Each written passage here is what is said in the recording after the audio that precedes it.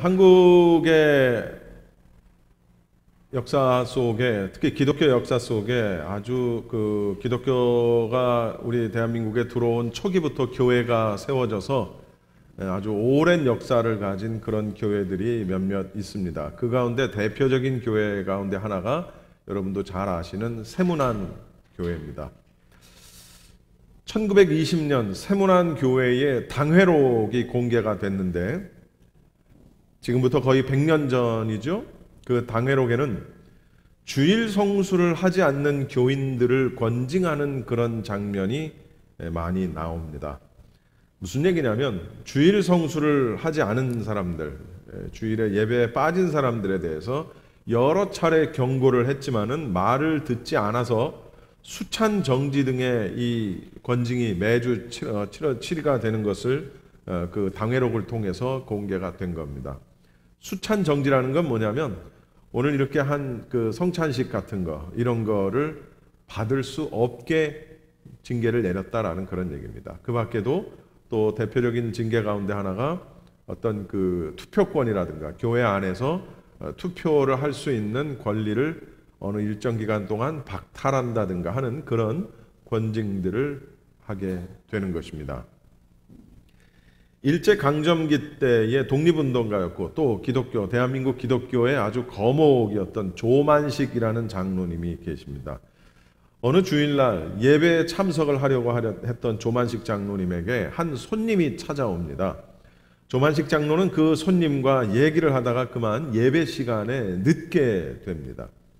설교를 하던 목사는 늦게 들어오던 이 조만식 장로를 향해서, 장로님, 오늘은 자리에 앉지 마시고 저 뒤에 서서 예배를 드리십시오 라고 이렇게 공개적으로 말을 합니다.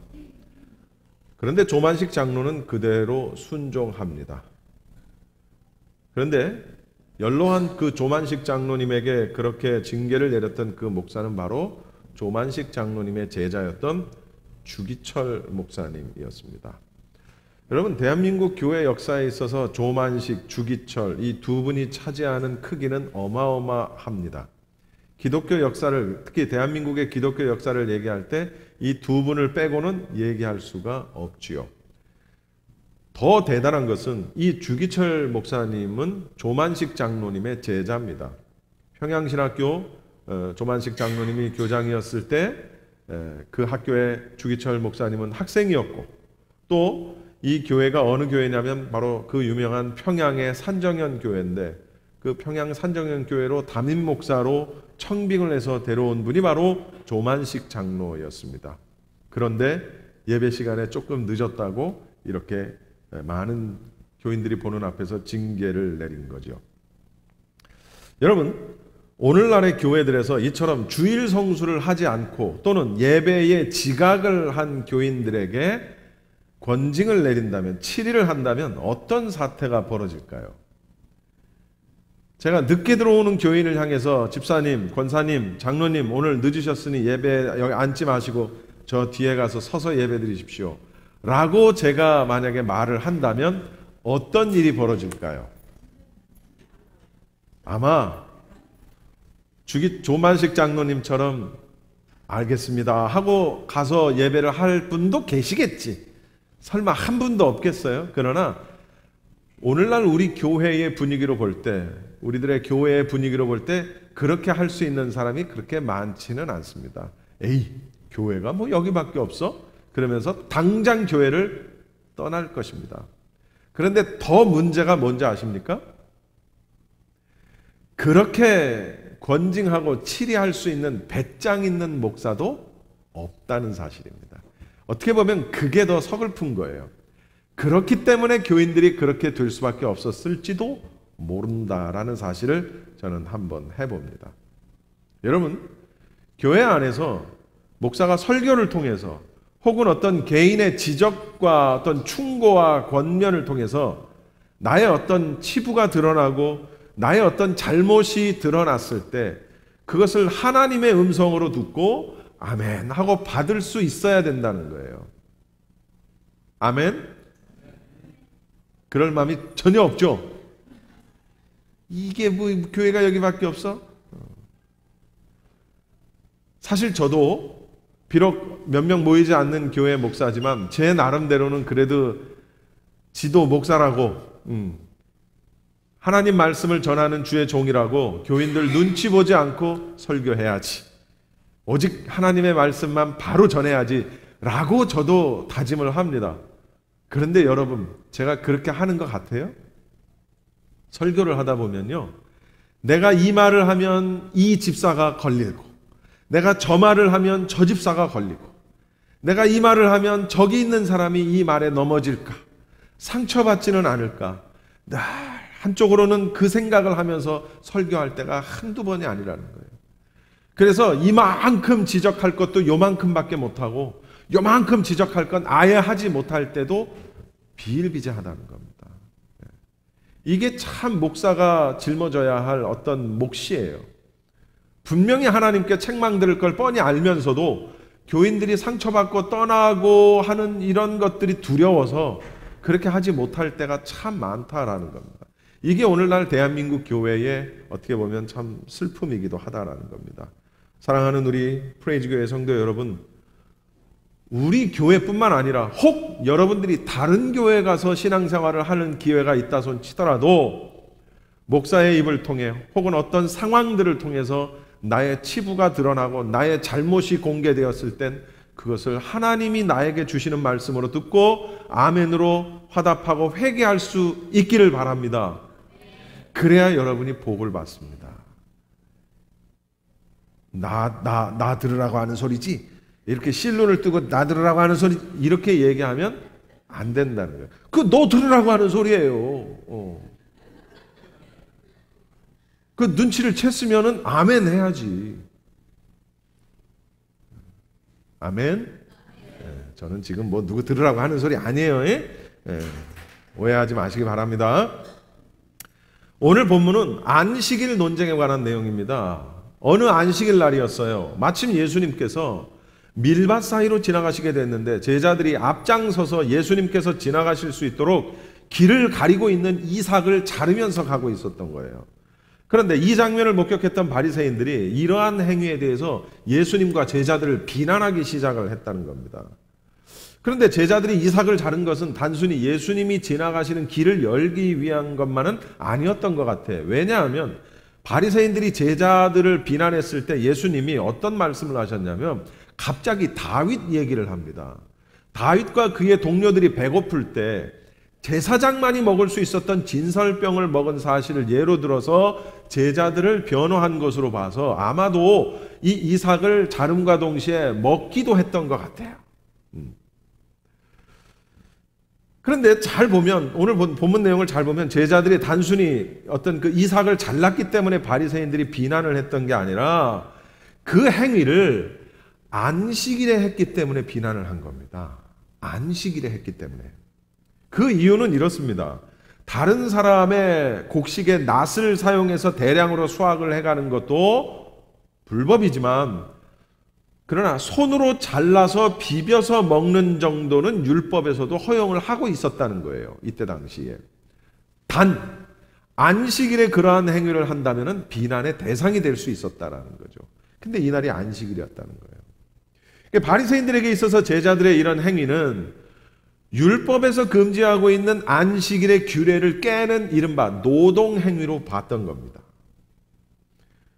아무튼 예수님께서 그 제자들의 행위를 비난하는 바리새인들에게 다윗의 진설병을 예로 든 것은 안식일에 곡식 이삭을 잘라서 비벼 먹은 사실이 비록 안식일의 규례를 어긴 것이라 할지라도 다윗과 그의 동료들이 한 일보다는 심각하지 않은 거 아니냐라는 것을 가르치기 위한 것이다. 뭐 이렇게 해석을 하는 신학자들도 있습니다. 아무튼 그러면서 예수님은 그 바리새인들에게 뭐라고 일침을 가하시냐면 안식일이 사람을 위해 있는 것이지 사람이 안식일을 위해 있는 것이 아니다 라고 이렇게 말씀을 하시면서 바리새인들의 비난을 일축하는 장면이 오늘 이제 마지막에 등장을 합니다.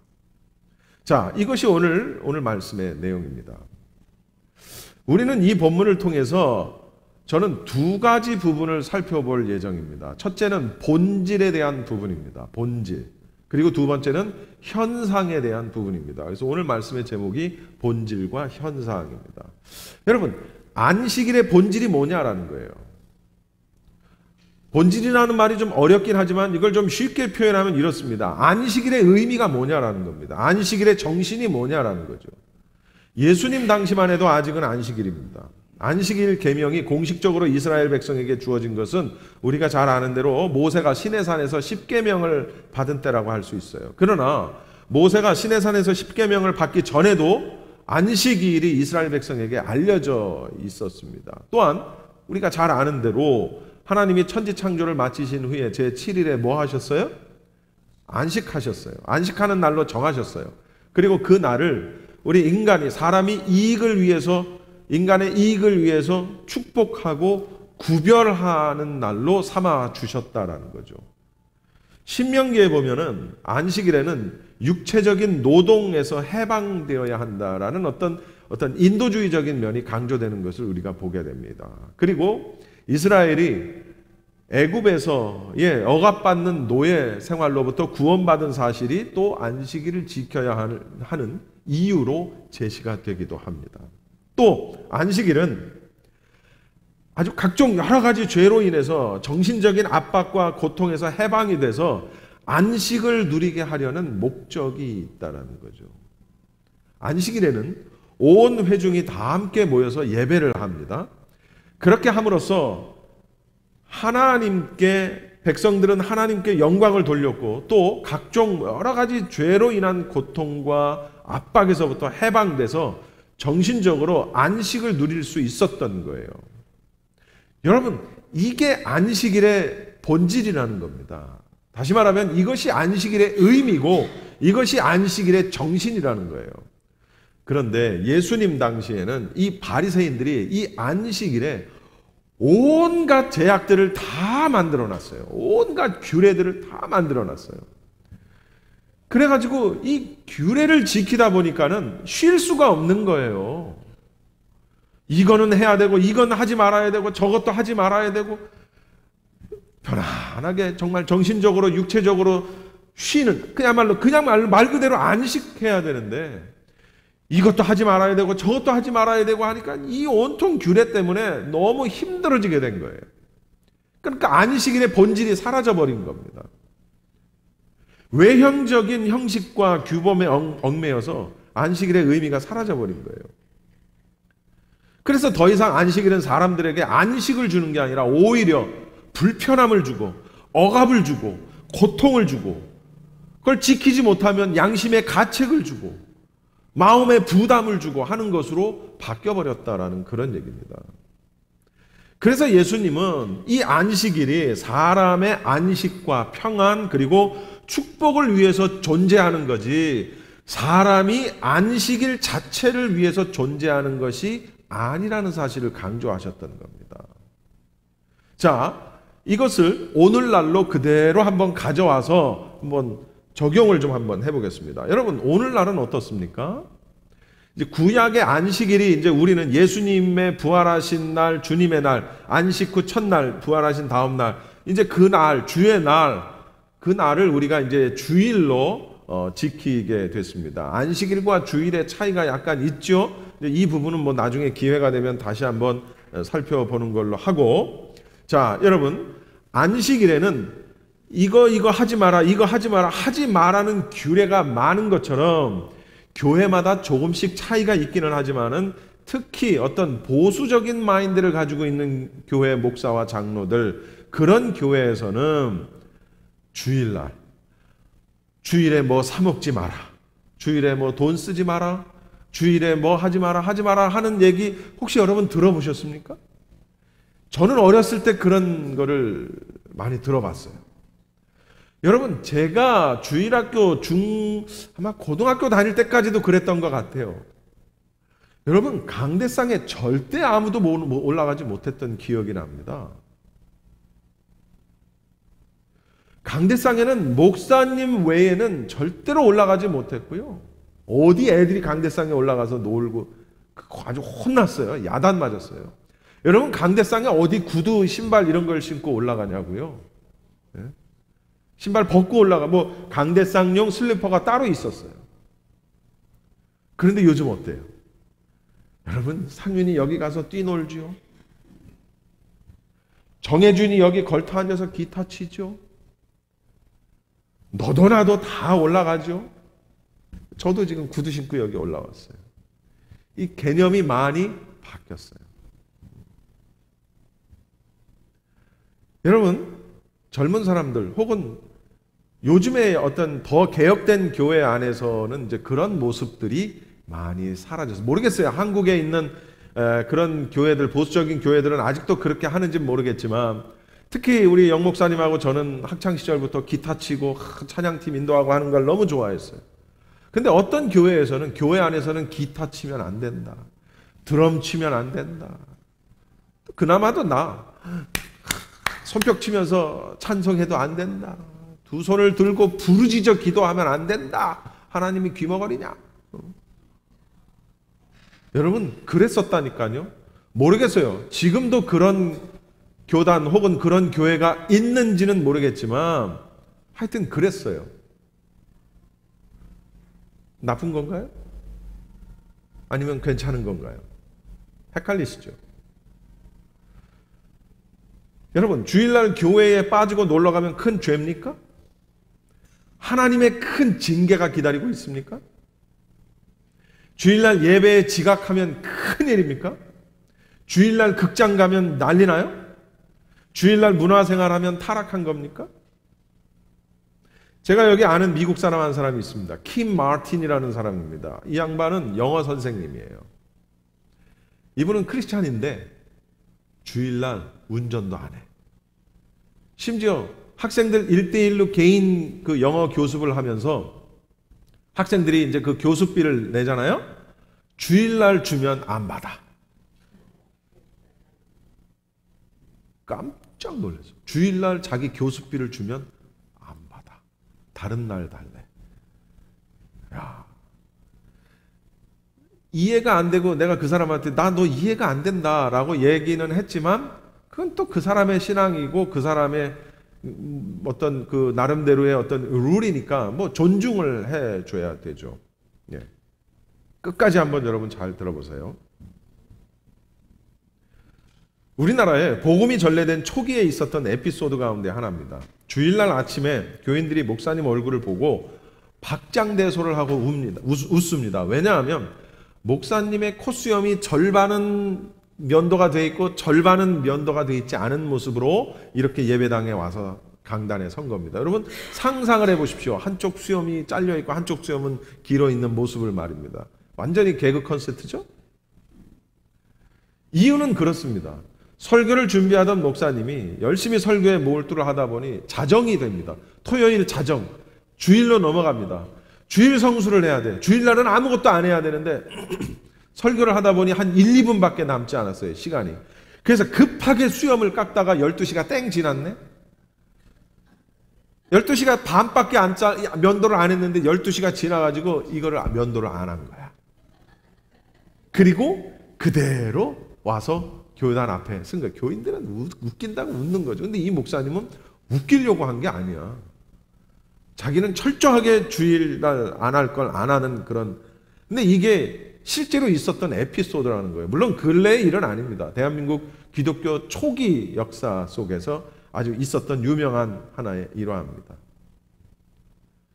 여러분, 다른 주로 출장을 갔던 장로가, 타주로 출장을 갔던 장로가 본교회의 주일을 지키기 위해서 비행기로 와서 주일 예배를 드리고 다시 비행기를 타고 출장지로 갔다는 일화도 있습니다. 저는 이거는 직접 제가 간증을 들었습니다. 이렇게 한 장로님한테. 어떻게 생각하세요? 아, 뭐 저렇게까지 하나? 뭐 저렇게까지 할 이유가 있을까? 아니, 수염, 아니, 뭐 저렇게까지 하나? 너도 나도 다 그렇게 할 겁니다. 그래서 저는 그런 생각, 어쩌면 이런 것들이 바리새인들처럼 어떤 형식과 규례에 얽매여서 어떤 주일의 참된 의미를 희석시키고 있는 건 아닌가? 라는 생각을 하게 된다는 거죠. 그런데 말입니다, 여러분. 어쩌면은 오늘날 우리 시대 교회는 그 반대일 경우가 훨씬 더 많지 않을까라는 생각을 하는 거예요. 무슨 얘기냐? 율법의 본질만을 너무 강조하다가 형식과 규례를 무시해서 그러므로 말미암아 주일의 의미를 잃어버리는 건 아닌가라는 생각을 한다는 거예요. 우리가 성경 공부를 했잖아요. 예수님이 율법에 대한 말씀을 하셨고 율법에는 정신이 더 중요하다라는 걸 배워서 알아요, 이제. 정신과 의미, 본질만을 너무 강조하다가 우리가 어쩌면 형식과 어떤 그런 것들을 잃어버린 것은 아닌가라는 그런 생각을 하게 됐다는 거죠. 오늘 본문은 내용, 정신을 강조하고 있는 겁니다. 여러분, 형식적으로 주일을 지키는 게 무슨 의미가 있냐라는 거죠. 오늘날식으로 얘기하면.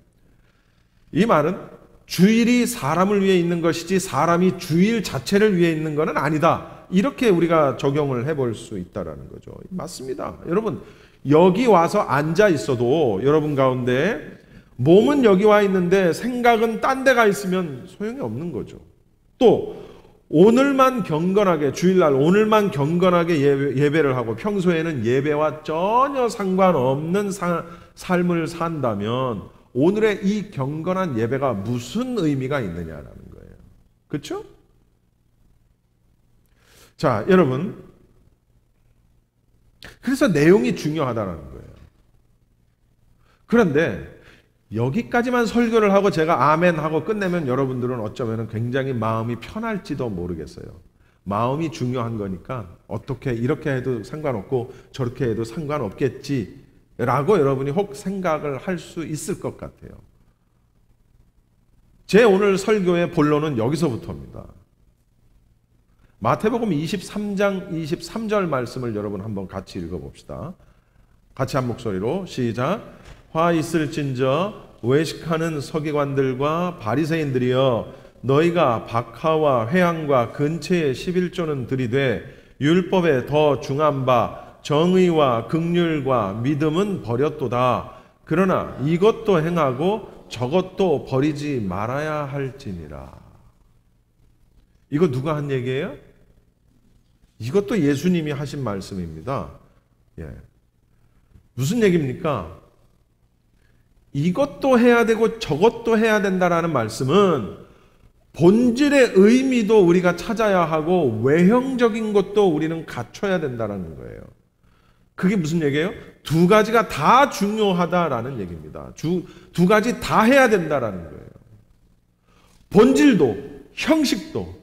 여러분, 이렇게 얘기하면 조금 말이 어렵습니까? 제가 아주 쉬운 예를 들어볼게요. 여러분, 여기 한번 앞을 보십시오. 자, 이게 뭡니까? 이게 컵입니다. 이 안에 뭐가 있습니까? 물이 있죠. 이 그릇은, 이 컵은 형식이고 이 안에 들어있는 물은 본질입니다. 무엇이 중요할까요? 여러분, 뭐 중요하겠어요? 물이 중요하지. 그러나 내가 컵을 먹으려고 여기 이러고 있는 건 아니잖아요. 그렇죠? 컵 안에 있는 물을 마시기 위해서 이게 존재하는 거잖아요. 그러니까 가장 중요한 건 내용이라는 거예요. 가장 중요한 건 본질이라는 거예요. 그러나 예수님이 이것도 해야 되고 저것도 해야 된다라는 의미는 이 안에 들어있는 맛있는 물, 우리 정희정 집사님이 나에게 마시라고 떠준 이 맛있는 물이 중요한데, 정희정 집사님이 이 물을 어디 저기 그 고양이가 먹던 밥그릇에 떠다가 주면 내가 먹겠냐고. 먹을지도 몰라, 내가 또 좋아가지고. 맛있는 밥을 개밥 그릇에다가 떠서 나보고 먹으라 그러면 내가 먹을 수 있느냐라는 거예요. 이렇게 생각하면 둘 다 중요하죠. 본질은 물이에요. 본질은 밥이에요. 그러나 밥과 물을 그릇에다가 주지 않고 컵에다 주지 않으면 그 본질은 희석되고 만나니까요. 그러니까 둘 다 중요해요. 여러분, 주일날 예배하는 그 주의 날, 그 의미가 중요해요. 그 날은 주님께서 우리에게 주신 날, 기쁜 날, 안식하는 날, 쉬는 날, 예배하는 날, 주님과 함께하는 날, 그게 의미예요. 그런데 그 날을 백날 주면 뭐 하냐고요. 왔는데 딴 생각하고 딴 거 해요. 또 어떤 사람들은 또 이런 생각을 해요. 나는 하나님을 믿는데 교회는 가고 싶지 않대. 그런 사람들 많아요. 자기 혼자 성경 보고 성경 공부하고 예배하고 한대. 글쎄, 이 문제에 대해서는 뭐 또 달리 생각할 목회자나 달리 생각할 사람들이 있을런지는 모르지만 저 개인적인 생각은 그건 아닌 것 같아요. 이제 이게 왜 아닌지는 이따가 결론 부분에서 나오겠지만, 자, 여러분, 예수님께서는 안식일과 관련해서 바리새인들이 가지고 있는 형식, 즉 그릇을 너무나 중요하게 여기는 그들의 생각에 대해서 책망을 하십니다. 오늘 본문은. 그래요. 무엇보다 중요한 것은 내용이에요. 정신이에요. 의미예요. 바리새인들은 율법의 형식에 얽매여서 그 속에 담긴 정신과 의미를 놓쳤다라는 겁니다. 그러면 정신과 의미, 내용물이 중요하니까 형식, 다시 말해서 이 컵은 중요하지 않다라는 의미냐? 상관하지 않아도 된다는 말이냐? 예수님은 또한 그것도 아니다라고 마태복음에서 이미 말씀을 하고 계신다는 거예요. 여러분, 한마디로 예수님의 말씀은 본질과 형식, 내용물과 그릇 모두가 다 중요하기 때문에 둘 다 지켜야 한다라는 얘기입니다. 하나님께 우리가, 잘 들으세요, 영과 진리로 예배함이 없이 와서 앉아 있는 것도 문제고, 또 예배하는 마음이 있는데, 즉 나는 하나님을 믿어요라고 하는데도 예배하는 자리에 없는 것도 문제라는 거예요.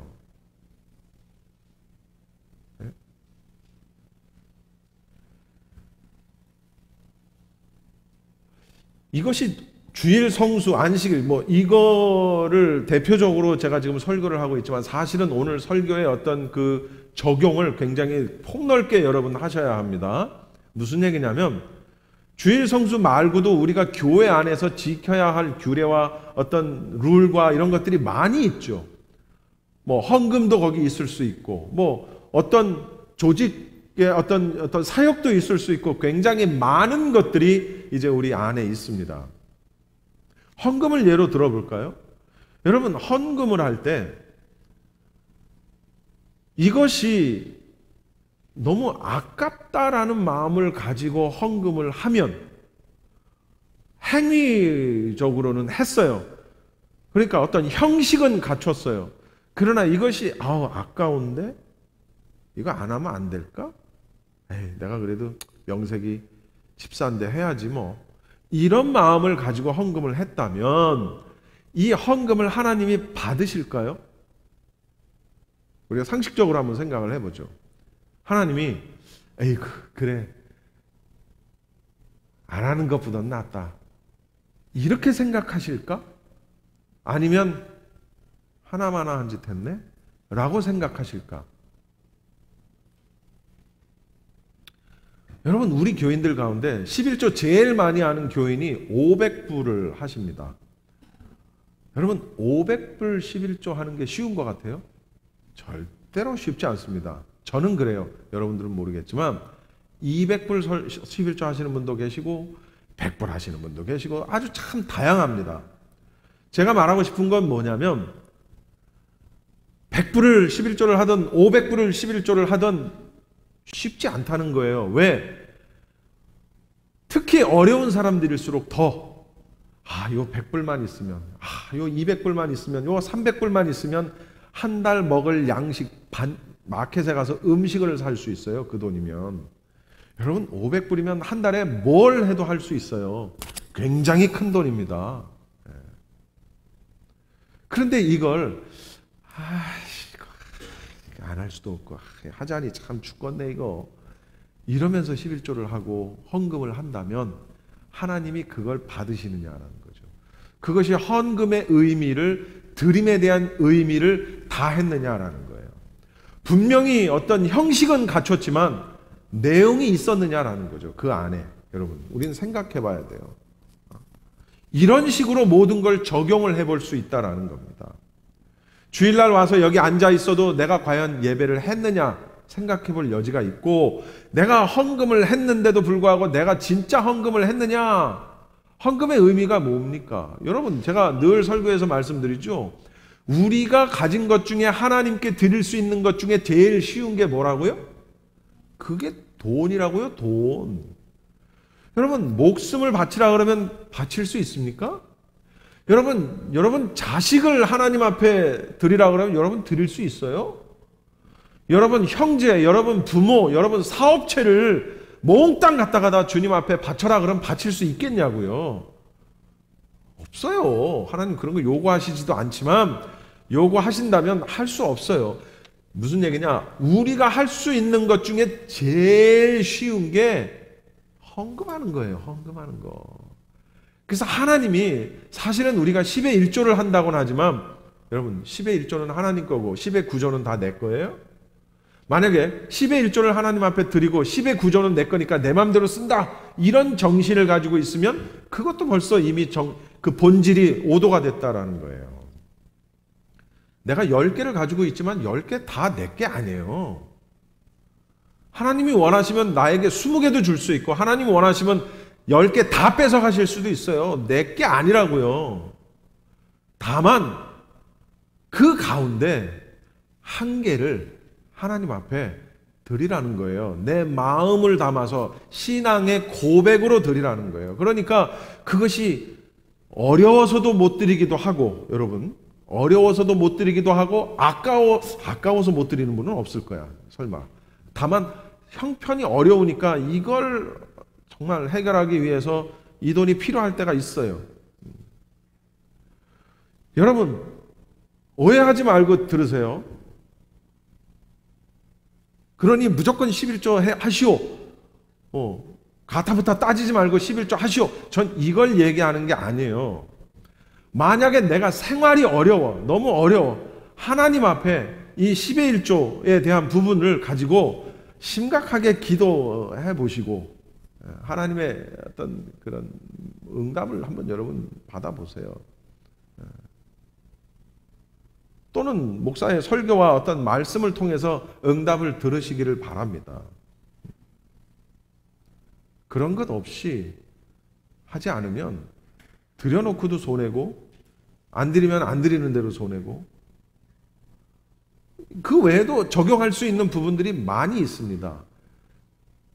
우리가 복을 받을 수 있는 길이 참 많아요. 지금 저는 여러분을 책망하는 게 아니에요. 제 집사람이 자꾸 책망하는 설교 하지 말라고 저한테 책망을 하더라고. 그래서 아니 난 책망하는 게 아니라고. 여러분 책망하는 11조 하시오. 주일 성수 잘하시오. 지금 그거 책망하는 게 아니에요. 지금 여러분 제 설교의 본질을 잘 이해하셔야 합니다. 어떤 신앙생활을 우리가 교회 안에서 신앙생활을 하든 우리가 그 내용이 중요하다는 거예요. 본질적인 부분들이 그걸 하나님이 받으시기 때문에 그걸 굉장히 중요하게 여기라라는 말씀이고 또 더불어서 그 내용을 잘 만들어진 잘 갖추어진 형식 속에 넣어서 드리라는 거예요. 하나님을 예배하고 싶으면 예배당에 와서 예배하고 하나님께 뭔가를 드리고 싶으면 내가 가진 것의 일부를 하나님께 드리기도 하고 하는 이런 모든 것들을 지키라는 거예요. 그렇다고 해서 하나님 난 헌금을 하나님 앞에 하고 싶은데 돈이 없네요. 그러니 하나님 내가 은행을 좀 털겠습니다. 그건 아니라 왜 박수를 쳐? 그건 아니라는 거예요. 이해하세요? 하나님 내가 성경책을 좀 읽고 싶은데 성경책을 읽어야 되는데 밤에 전기가 안 들어와서 깜깜해서 성경책을 못 읽겠어요. 그러니 내가 저 마켓에 가서 내가 양초를 좀 훔치겠습니다. 그러면 안 된다는 거예요. 이게 함께 가야 된다는 거예요. 뭐든지 함께. 칼빈은 이런 말을 했어요. 여러분 이제 칼빈이 누군지 아시죠? 신학자 가운데 우리 개혁주의 신학자의 대표 칼빈은 주일 성수와 관련해서 주일은 마지막 날에 있을 영원한 안식의 완성을 바라보는 것이고 주일을 지킴으로써 신자는 전생에 걸쳐서 완전을 향해 나가야 한다라고 이렇게 칼빈은 얘기합니다. 자, 무슨 얘기입니까? 주의를 잘 지키는 것은 영원한 안식의 완성을 바라보고 나아가는 것과 똑같다는 거예요. 그러니까 이 주의를 잘 지키는 형식이 얼마나 중요합니까? 그러면서 칼빈은 또 이렇게 얘기합니다. 안식일을 준수하는 데 있어서 안식일은 신약 시대에 있어서 주일이라는 일요일이죠. 주일이라는 정해진 날에만 실천되어야 할 것은 아니다. 그러니까 여러분이 이거 주일 예배 못 왔으면 다른 날 와서 예배해야 될 필요도 있다는 거예요. 그렇게라도 해야 된다는 거예요. 근데 어느 교회였는지 내가 잊어버렸는데 한국의 어떤 큰 교회가 이런 걸 시도를 하더라고요. 뭐냐면 교인들이 너무 많이 들어오니까 자리도 없고 맨날 뭐 힘들고 이러니까 어떻게 바꿨냐면 기존에 있던 교인들은 토요일 날 저녁에 예배를 드리는 거야. 안식일 교회가 아니에요. 기존에 있는 교회예요. 토요일 날 저녁에 주일 예배와 똑같이 예배를 먼저 드려. 그 다음에 그들은 주일날 새로 오는 교인들과 믿음이 연약한 교인들, 토요일날 오지 못하는 교인들, 그런 교인들을 돕는 역할을 하더라고요. 그렇게 바꿨다고 그러더라고요. 여러분, 주일날 안 드리면 안 되는 거 아닌가? 아니에요. 그렇지 않아요. 11시 예배 안 드리면 안 되는 거 아닌가? 그렇지 않아요. 그렇게 되면 바리새인이 되는 거예요. 그렇게 되면 무조건 주일 예배는 11시에 해야 된다. 안 그러면 주일 예배를 드린 게 아니다. 그럼 바리새인이 되는 거라고요. 2시에 드리면 어때? 8시 반에 우리 예배 드리는데 8시 반에 드리면 어때? 주일날 어찌저찌 해서 예배 못 나왔네? 그럼 수요 예배 드리면 어때? 금요 예배 드리면 어때? 우리가 중요한 건 그런 형식이 아니라 본질이라는 거죠. 그런데 그 본질을 또한 본질되게 하기 위해서는 형식이 중요하다라는 거예요. 그 어떤 상호 관계에 대해서 우리가 잘 알아야 된다는 거죠. 그래서 칼빈은 신약 시대에 있어 주일이라고 정한 날에만 안식일이라는 것이 실천되어야 되는 것은 아니다 라고 말을 하면서도 또 뭐라고 얘기하냐면 그러나 정해진 날에 성도들이 모여서 말씀을 들어야 하며 성찬의 떡을 떼고 공적으로 기도한다는 것은 또한 중요하다라고 말을 해요. 무슨 얘기인지 이해하시죠? 지금 칼빈의 이 말은 특히 이제 주일 예배에 대해서 한정된 말이긴 하지만 그러나 주일 예배를 꼭 정해진 날에만 드리는 게 예배냐? 아니다. 우리의 일생의 삶의 과정을 통해서 예배는 계속되는 것이다. 이것이 참 본질이다, 예배에. 이렇게 말을 하면서도 또한 정해진 날에 성도들이 모여서 말씀을 듣고 성찬을 떼고 공적으로 기도하는 것, 이것도 중요하다라고 말을 하는 거예요. 이게 바로 예수님의 말씀이에요. 바리새인들, 이 외식하는 자들아 하고 그들의 외식을 야단을 치셨지만 결국은 또한 성도 사람들에게 뭐라고 얘기해요? 이것도 해야 되고 저것도 해야 되고 다 중요하다는 거예요. 다. 여러분, 기독교 역사에 있어서 주일 성수를 마치 목숨처럼 지키면서 큰 역사를 이뤄낸 인물들이 많이 있습니다. 이런 사람들이 어떤 외식주의에 빠져서 무조건 주일 예배를 드려야 하는 그런 외식주의가 아니었고 예배의 본질을 알고 주일 성수에 힘썼던 사람들이라는 걸 우리가 알아야 합니다. 내용도 없는 주일 성수가 무슨 의미가 있겠습니까? 그러나 내용이 있다면 또한 주일 성수도 중요하다라는 거죠. 헌금도 그렇고 다른 기타 어떤 여러 가지 어떤 그 사역들도 마찬가지고 여러 가지 교회 안에서 이루어지는 모든 헌신과 봉사도 다 마찬가지다라는 얘기입니다. 할렐루야. 오늘 말씀은 모든 신앙생활에 있어서 그 의미와 형식이 중요합니다. 여러분들이 여러분 신앙생활에 있어서 이 모든 양쪽의 부분들을 잘 적용을 하시면서 신앙생활을 하시기를 바랍니다. 기도하겠습니다.